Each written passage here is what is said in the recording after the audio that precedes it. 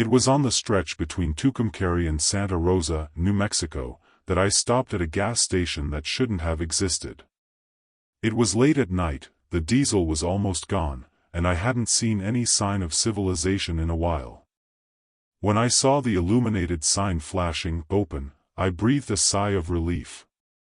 It was one of those old-fashioned gas stations, with an iron frame, a hand pump, and a small store next door. I parked the truck and got out. Everything seemed normal, just too still. No radio, no conversation, no movement. The kind of silence that's unnatural, as if the air had been emptied. A young man appeared from behind the pump. His uniform was clean, his hair too combed for someone who works all night. He didn't say anything, he just pointed to the pump. I told him I wanted to fill up, and he started filling up without saying a word. I tried to make conversation, but he just nodded. Inside the store, 2 women were at the counter. Same thing. Stills, barely blinking. One smiled the whole time, the other worked on a cash register that didn't make any noise. I grabbed a coffee on impulse, and when I went to pay, the woman just held out her hand. She didn't even look at me. The coffee was cold. The cup was dusty. And then I took a closer look. The shelves were full of expired products, old packaging, and switched-off refrigerators. It was as if everything there had stopped in time. I returned to the truck feeling uneasy and I couldn't figure out where it came from. When I got into the cab and looked in the rearview mirror, the attendant was still there, standing in the same place, with his arm outstretched, as if he were still holding the pump, even though it was back on the stand. I started the engine as fast as I could and left without looking back. I made the delivery I had to make and continued on my route. About 3 days later, I had to go through the same stretch again. Curiosity was eating me up, so I decided to stop at the same gas station. But when I got there, I only found ruins. The fallen sign, the pumps covered in rust, the store with broken windows and weeds growing out the door. I walked in slowly, my heart racing. Inside, everything was dusty, abandoned for a long time. On the floor, a cup just like the one I used, still with dried coffee in the bottom. As if no one had touched it since my last visit. I began to wonder if I had imagined it all. Maybe I had stopped somewhere else and gotten things mixed up. But deep down, I knew it was the same gas station. The structure, the location, even the details, the crooked sign, the pump on the right missing its window. Everything matched. I got back into the truck with that feeling that something had used me, as if the place had been set up just for that moment. That night, I had my first nightmare. I dreamed that I was going back to the gas station, but everything was moving. The attendants were smiling non-stop, the attendant was filling invisible trucks. And everyone was looking at me. Without saying anything. After that, I started seeing the post in places where it shouldn't be. It once appeared on the GPS as a suggested stop on a highway in Georgia. Another one, I saw a sign just like the one on a junkyard in Texas.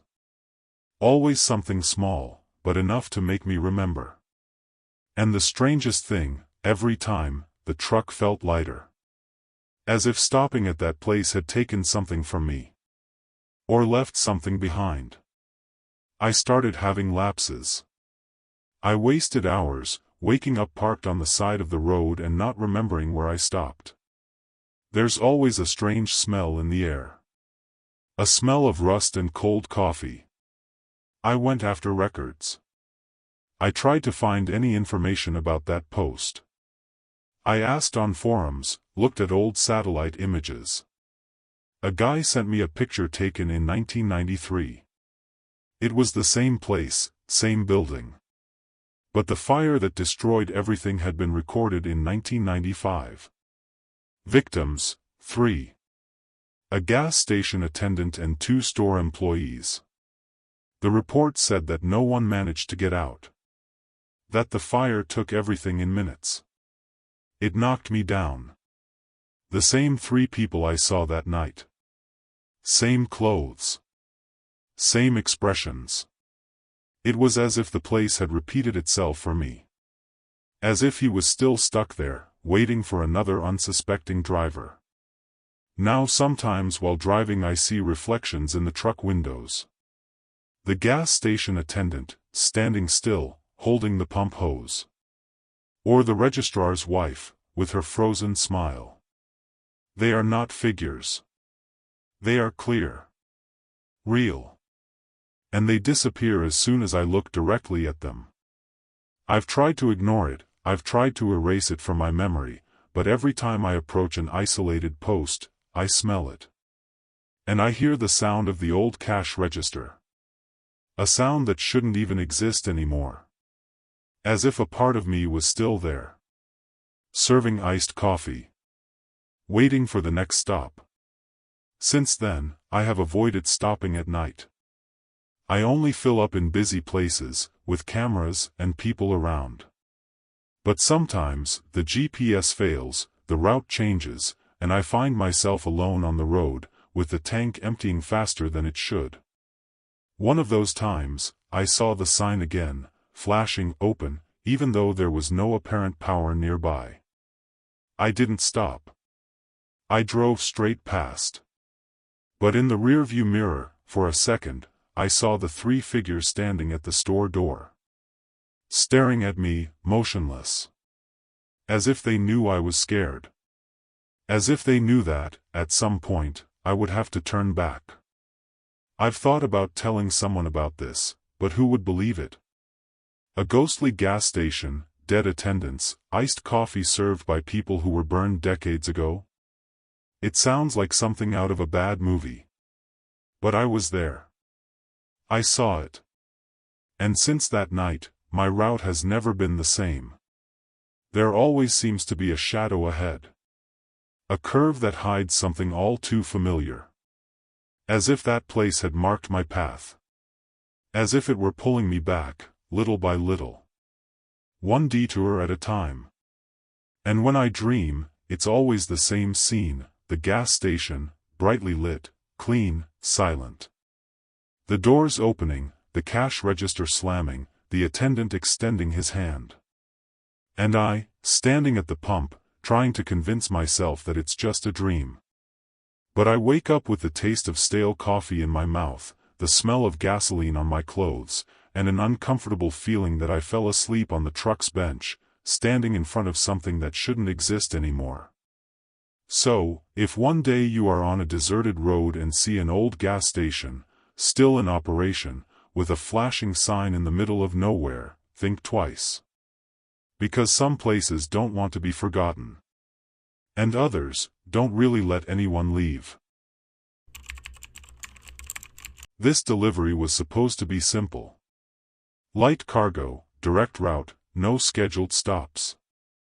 I left Las Vegas bound for Phoenix, crossing the deserted stretch of US 93 that is almost always empty in the early hours of the morning. At first, everything was normal. Clear skies, open road, radio working. But about halfway there, I started hearing a sound coming from the back of the truck. Dull knocks. 3 at a time. Always in sequence. They seemed to be coming from the trunk. I thought it was the cargo being loosely secured, something moving. But when I pulled over to the side of the road and opened the door, I saw that everything was in its place, except for one thing that shouldn't be there. In the corner, near the inner wall of the chest, was a dark wooden chest. Small, about a meter long, closed with an old iron latch. I didn't carry it. It was not in the inventory, nor in the cargo documents. It was as if he had appeared on his own. The strangest thing is that it was clean, no dust, no marks. As if it had been placed there recently. I stared at it for a few minutes, trying to understand. I touched the latch and at the same moment I heard the knocking again. From within. 3 dry taps. Exactly. I immediately pulled away, my blood running cold. I went back to the cabin trying to pretend that none of this was real. I turned the radio up to full volume, trying not to think. But the sound of the knocking continued. And now they came at irregular intervals, as if the thing inside the chest knew I was ignoring it. I started to sweat. The air felt heavier inside the cabin. After about 30 minutes, I stopped again, grabbed a flashlight and decided to open it. The latch gave way with strange ease, as if it had been waiting. I lifted the lid slowly, almost not wanting to see what was inside. And there she was, an antique doll, dressed in period clothing, with a cracked porcelain face, and eyes that followed me. I stood there staring at the doll for what seemed like an eternity. Those glassy eyes didn't blink, but they seemed alive. The kind of thing you see in movies but never expect to see in real life. When I moved, the eyes followed. I tested it. I moved from side to side, and the eyes followed. It was impossible. But it was there. It was there. And then, for the first time, I heard a sound coming from it. A dull creak, as if the wooden arms had moved inside the trunk. I slammed the lid shut, locked it again, threw a tarp over it, and got back behind the wheel, trembling. I tried to continue my journey as if nothing had happened, but it was impossible. The knocking noise continued, now more frequent, more aggressive. And that wasn't all. The lights on the dashboard began to flicker, the radio made strange noises, as if something was interfering with the electrical system. At one point, the headlights flickered and went out for 2 seconds, enough for me to almost run off the road. When they came back on, the trunk in the rearview mirror looked different. As if it were darker inside, as if it were absorbing light. I noticed a strange smell in the cabin. Not smoke or oil. It was sweet. Almost floral. But sickening. The kind that comes from old things that have been stored away too long. After another hour of driving, I stopped at a gas station to try to breathe. I didn't tell anyone, I just sat there, watching the truck from afar. The trunk was still closed. But the sound continued. I tried to open it again, but this time the latch seemed hot. I grabbed a towel to touch it, and it was damp. Not with water. A viscous, dark liquid. When I managed to unlock and open it, the doll was standing up. Alone. In the center of the trunk. There was no way that could have happened. Not without someone moving. Not without life. I closed and locked it again, this time with ropes over it, as if that could prevent the worst. I got back on the road, determined to finish the delivery and forget about it. But the GPS started to fail. Instead of the normal route, it redirected me to non-existent streets, names of cities that didn't appear on the map. One of them simply said, "No return." Another marked, "Dollhouse." And even though I tried to ignore it, the GPS voice started repeating a phrase that shouldn't have been programmed: "She needs to get here. She needs to get here." I turned the device off, but the voice continued, now coming through the truck's radio. And then I realized that the doll's eyes, even with the trunk locked, seemed to be present in every reflection in the cabin. At that point, it was no longer just fear. It was despair. I started to have lapses, forgetting parts of the journey. I would wake up with the truck stopped on the shoulder, engine off, radio blaring. One night, I woke up with the trunk lid open. Even with all the straps. The doll, again, standing in the same corner, looking ahead. As if waiting for something. And for the first time, I heard a short, dry laugh, echoing inside the truck bed. There was no going back. It was with me. And now, the truck didn't seem to want to take me to my destination. It seemed to take me somewhere where she could stay. As if she were the real passenger.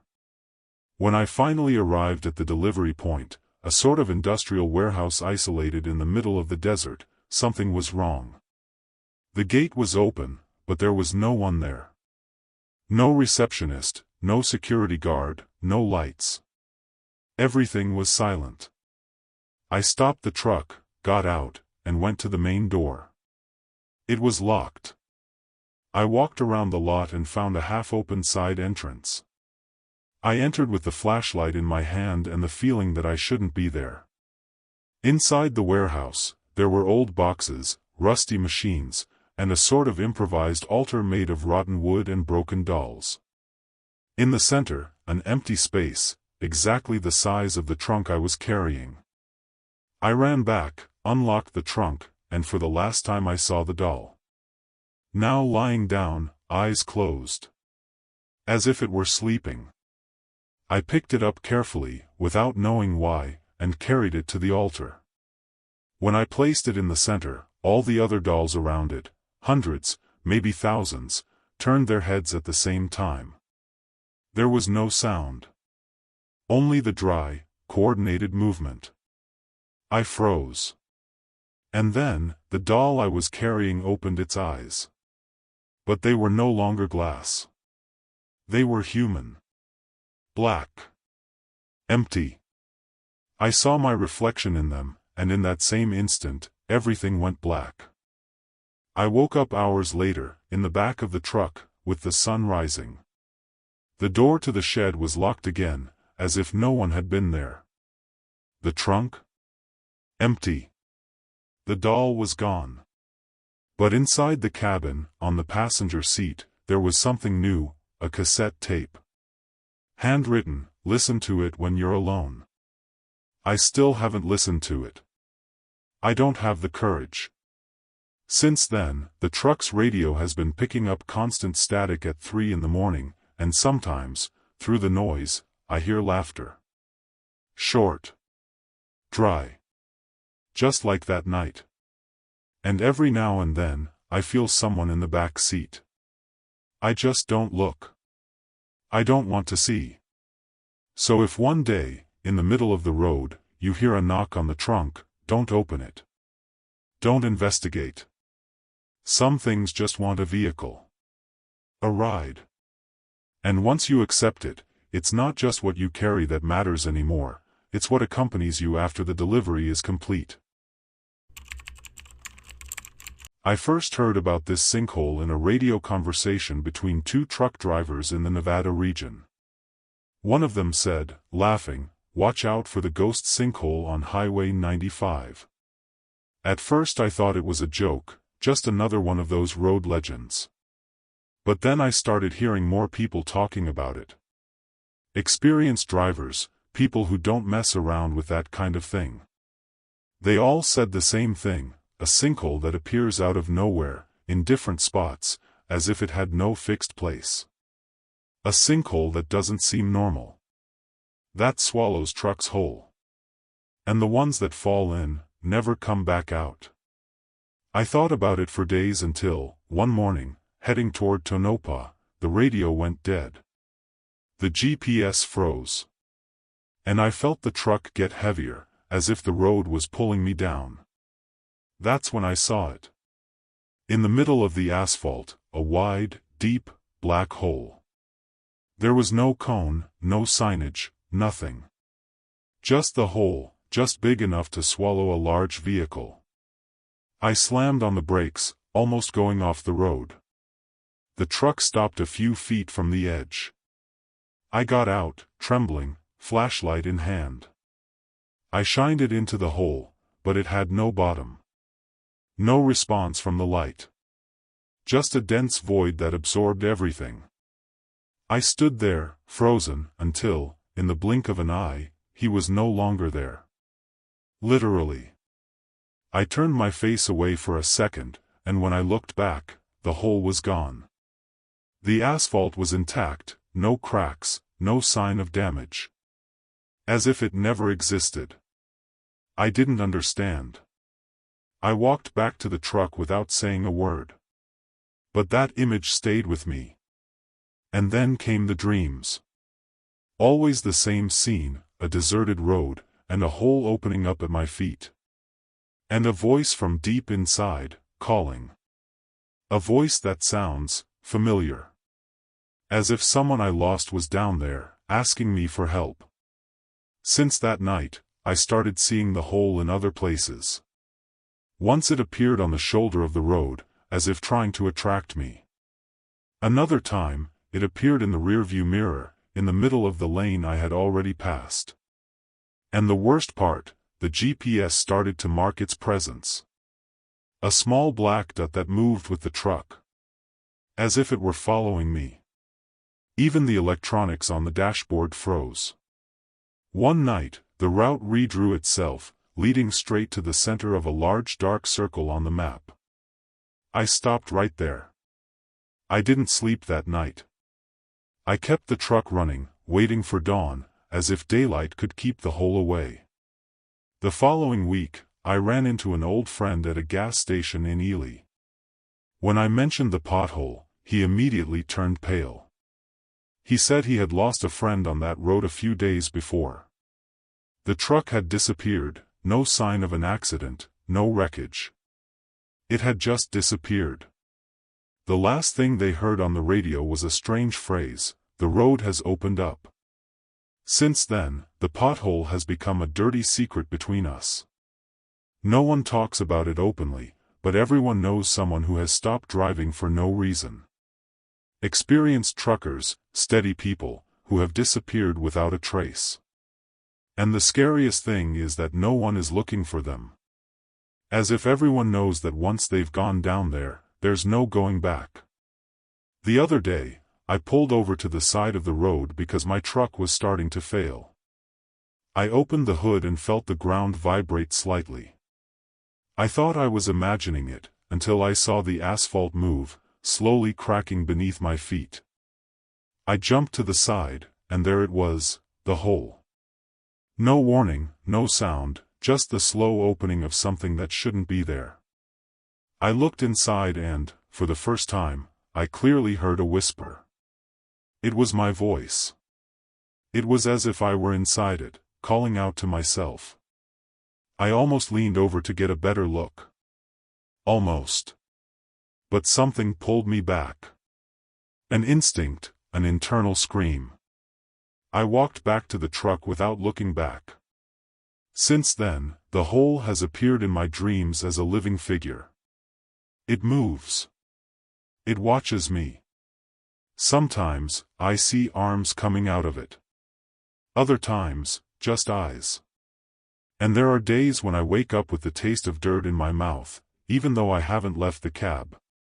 One morning, I woke up to find the truck driving by itself, heading towards a detour that led to nowhere. I locked the steering wheel and turned everything off, but the truck kept going. As if the hole was guiding it. As if it didn't want to wait any longer. Since then, I've only slept with my feet touching the ground, as if I were going to fall at any moment. And the craziest thing? Now, it's not just on the road. I saw the hole in the trucking company's yard once. In the parking lot of a supermarket. Always for a few seconds, always in silence. As if it were testing me. Hunting me. The only thing that keeps me from falling is to keep driving. As if movement were the only defense. Stopping is risk. Stopping is surrender. And every day I spend on the road, I feel like I'm moving away from the world and getting closer to it. To the hole. To the place from which no one returns. Last week, something changed. Now, the hole appears even when others are nearby. A colleague who was with me saw it. I swear. We were in a convoy, and he braked out of nowhere, saying he had seen a crater open up a few meters ahead. When we got out together to look, there was nothing. But his face, it was the same as mine the first time. He hasn't been back on the road since. He said he's going to give up everything, disappear. I understand. Because the worst part is not seeing the hole. It's feeling it waiting. As if it had time. As if it knew that, at some point, we'd stop. And all it needs is for you to stop. Another detail that I can't get out of my head: every time he appears, the clocks stop. Always at the same time, 2:14 a.m. And after that, I don't remember anything for about 10, 15 minutes. As if reality were choking you. As if part of me sank with it, even without actually falling. I tried to mark the exact places, but they change. It's as if he jumps, opening portals wherever he wants, whenever he wants. As if it were not just a hole, but a living thing. A predator. Now, every time I hear something strange on the asphalt, feel the air change, or the radio crackle out of nowhere, I already know. He's close by. Sometimes I think that when I fall, I won't even notice. It will be quick. One wrong turn, one blink, and that's it. End. Other times, I think I've already fallen. That this here, all of this, is part of what comes next. That I'm driving inside it, inside that. And the others I see on the road are just echoes of those who also disappeared. So if you're driving at night and the road feels strange, like time has stopped, brake slowly. Feel the ground. If it vibrates, pull back. Turn around. Because if you see the hole, it might be too late. And if you fall, no one will look for you. I was driving through a stretch of forest between Gallup and Chinley, on a route I usually avoid. It was early evening, with low fog, and the road already had that bad vibe. I was alone, the radio was muted, and my headlights were barely illuminated because of the humidity. But the silence was the worst. No crickets, no owls, and no engine sound seemed normal there. It was in this atmosphere that I saw it for the first time. A pair of eyes shining between the trees, in a darker part of the woods, on the left side of the road. It wasn't the reflection of an animal. It didn't blink, it didn't run away. It just stared at me, steady, as if it knew exactly who I was. I froze. No animal would stand still like that with a truck passing less than 10 meters away. I kept looking in the rearview mirror until my eyes disappeared into the darkness. But then the truck started to fail. The dashboard light flickered, the engine coughed. It was as if something had messed with the electrical system. I stopped further along on a makeshift shoulder to take a breath and try to understand. That's when I heard a sound coming from the forest. It wasn't an animal. It was some kind of call, a high-pitched, scratchy sound that seemed to imitate human speech. But it wasn't speech. It was a caricature. As if something was trying to sound like a person. I got back to the truck right away. I locked the doors and turned everything off. I stood there in the dark, just listening to the sound of the bushes and that strange song that came and went. At one point, I thought I had dreamed it, until I saw the eyes again. This time on the side of the road. A tall, slender body, almost as tall as the hood, was moving slowly. The arms were too long, the legs crooked, as if it had been assembled incorrectly. The hairs on my entire body stood on end. It wasn't human. But it walked as if it were. It approached the cabin and, for a second, bent down. As if it were trying to see inside. But the face was wrong. Stretched out. And without a mouth. The creature disappeared as quickly as it appeared. When I tried to start the engine again, it started normally again. But the feeling that she was still around didn't go away. I drove as fast as I could, just wanting to get out of the forest. And with every curve, every shadow, I swore I saw something moving in the distance. Until finally, the sounds of the forest returned. As if the place was breathing again. As if something had gone away. But since that night, I've seen glowing eyes in the bushes more often than I should. Always silent. Always watching. I started avoiding forest routes after that, but it seems that things don't depend on the road anymore. Once, I saw the same eyes in the bathroom mirror at a gas station. Another time, they appeared for a second reflected in the window of the cab, when I was parked in the middle of the desert. And I'm not talking about seeing a figure, I'm talking about feeling the presence, that same chill, the same suffocating silence. I told an old trucker about it, thinking he would laugh, but he got serious. He said he'd heard stories of something similar around the Navajo reservation. People who had disappeared, trucks found abandoned with the engine running and the door open. No driver. According to him, it could be what they call a skinwalker. An ancient entity that transforms, hides, observes. Never directly, never in a hurry. He told me never to stare back. If it looks at you and you stare back, that's it, he said. It chooses you. After that, I started using dark tint in the cabin. Nothing that would make me see a reflection. But even so, I sometimes see its eyes in the windows of other vehicles. I've stopped counting the number of times I thought I was being followed. And the worst part, I started hearing the same imitated voice I heard in that forest. Only now, it says my name. There was a night when I stopped to sleep at a gas station near Kayenta. The place was empty, but safe. Or so it seemed. I slept for a maximum of 2 hours, and woke up to the sound of nails scratching metal. It was the truck. I jumped up, looked outside, and saw only recent scratches on the bodywork. 3 long, parallel lines, like claws. And on the windshield, something written in some kind of clay or dried blood.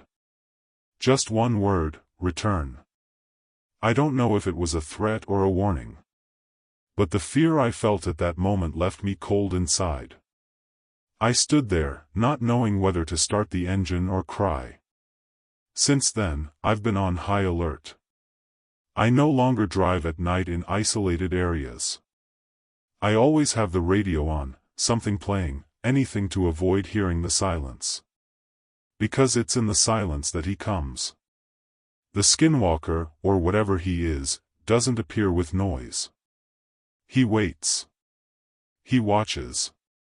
And if you stop for too long, he tries to get closer. And I think that next time, he won't just look. He'll come in. He'll occupy. And maybe, when they see me on the road again, it won't exactly be me inside anymore. This feeling that something is following me around won't leave me.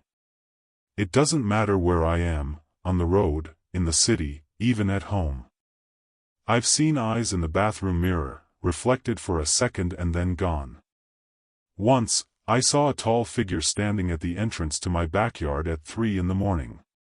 When I looked, there was nothing there. But there were footprints on the dirt floor.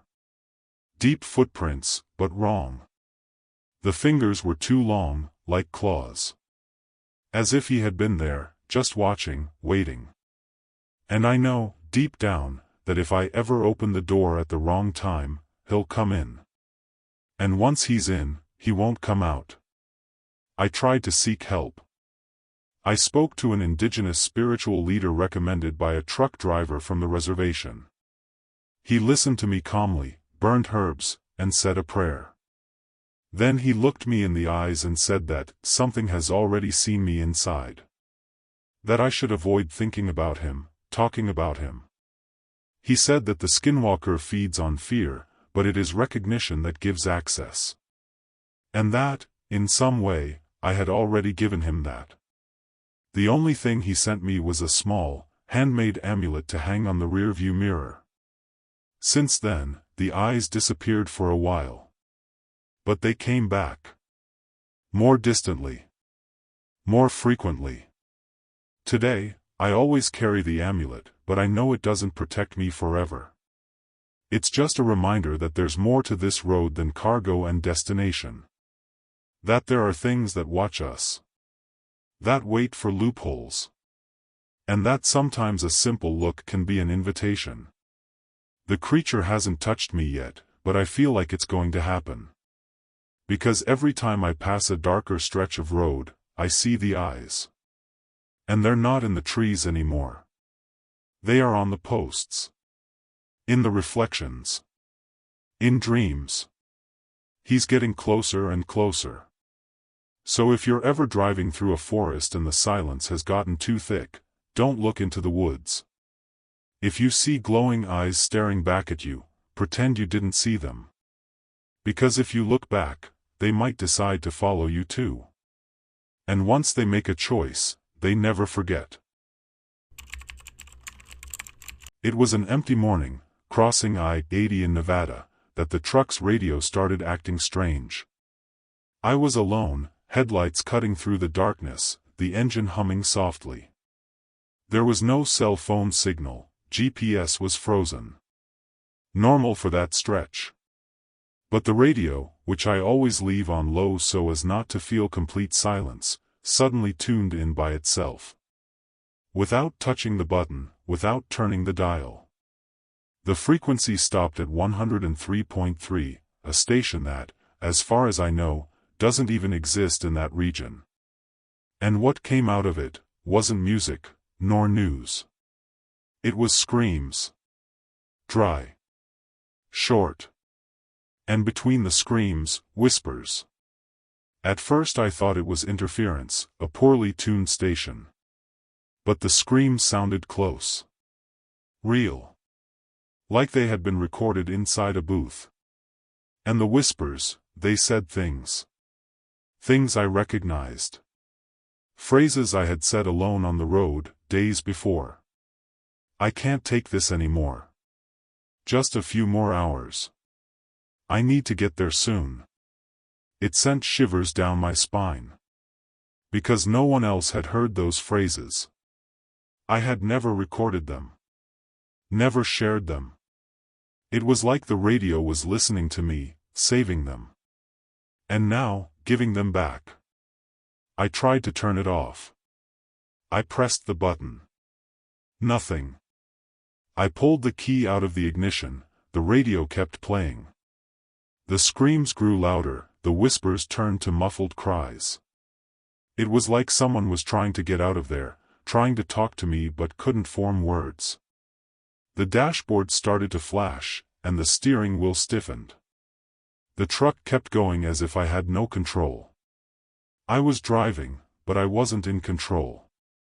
I turned the radio knobs again, tugged at the wires under the dashboard. Even without power, the sound continued. Now it was repeating a single word, listen. I pulled over to the side of the road and got out. The sound stopped the moment I stepped onto the asphalt. Everything went silent. The engine was off, the sky was completely starless. It was pitch black. I climbed up onto the truck bed to try to breathe, to understand what was happening. From up there, I saw the cabin lit up from the inside. As if someone was there. I ran back, threw open the door, and it was empty. But the radio was hot. Too hot, as if it had been used for hours at full volume. And there was something written on the screen, even without power, tuned. I got back on the road, but the fear wouldn't go away. Every kilometer I drove was like carrying a presence I didn't understand. The radio went silent for a while, but the display stayed on, even with the wires ripped out. And then, around 3 in the morning, it started again. This time, the voice that came out wasn't a recording. It was live. It spoke softly, hoarsely, as if it had come from a very deep place. "Can you hear me now?" was what he said. He repeated it 3 times. And after that, he started describing what I was doing. "You're gripping the steering wheel tightly. You're looking in the mirror. You're trying not to blink." It felt like being completely naked inside the truck. As if someone were in the cabin with me, narrating every move. I tried to speak and answered, "Who are you?" But the voice only laughed. A dry, short laugh, as if it were joking with me. Then it began to tell a story. About a truck driver who disappeared on that same road, years ago. Who also heard voices. Who also thought it was just a defect. And who, one day, talked back too much. He heard everything, said the voice. And now, he is the sound. That made me freeze. At that moment, I slammed on the brakes. I stopped in the middle of the road, without thinking. I got out of the truck and sat on the ground. And yet, the sound continued. No longer inside the cabin, but now, on the road. Leaving the asphalt. As if the highway were speaking. Whispers emerged beneath my feet. Disjointed words, overlapping voices. Someone was saying my name. Another voice was calling for help. Another was laughing. I felt surrounded by memories that weren't mine. As if the echoes of that frequency were more than just sound. As if they were pieces of people who stayed behind. When I tried to start the truck again, it didn't respond. It wasn't until I said, "I hear you," out loud that the engine started. And the radio, finally turned off. But since then, the sound has returned in other places. In my headphones, when I listen to music. On the motel radio. Even on my cell phone. Always at night. Always when I'm alone. And now, every now and then, I hear my own voice back, saying things I haven't said yet. As if the radio were predicting the future. As if I were becoming part of that broadcast, too. I've tried changing trucks, changing the sound system, even driving in complete silence. But it's no use. The frequency always finds me.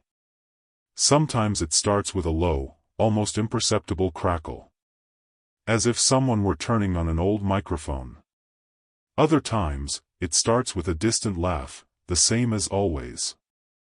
No matter the state, the route or the truck, station 103.3 reaches me again. And the worst part is that now, I recognize the voices. They're people I met on the road. Drivers who have disappeared.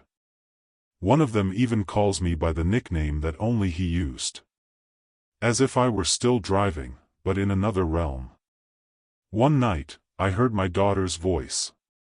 She said, "Dad, don't listen anymore." That made me turn everything off, throw the radio out the window, and drive non-stop for hours. But when I stopped, the dashboard screen showed the same word as before, tuned in. Even though the radio was out of the truck. Even though the power was out. As if the frequency was now inside me. As if, by responding that first time, I had accepted something. Signed an invisible contract. And now, I am part of the transmission, too. I've been sleeping less. I've been listening more. Every strange sound on the road seems like a signal. Every hiss, a message. I no longer know if I'm talking to myself or if someone is answering. Sometimes I wake up with the radio on, even though I haven't played it. And what scares me the most, is when it transmits silence. A silence full of expectation. As if something was waiting for me to say something. Some last sentence that will end the transmission. Or start it for someone else. So if you're ever alone on the road and the radio tunes to a station you've never heard before, don't listen. Don't respond.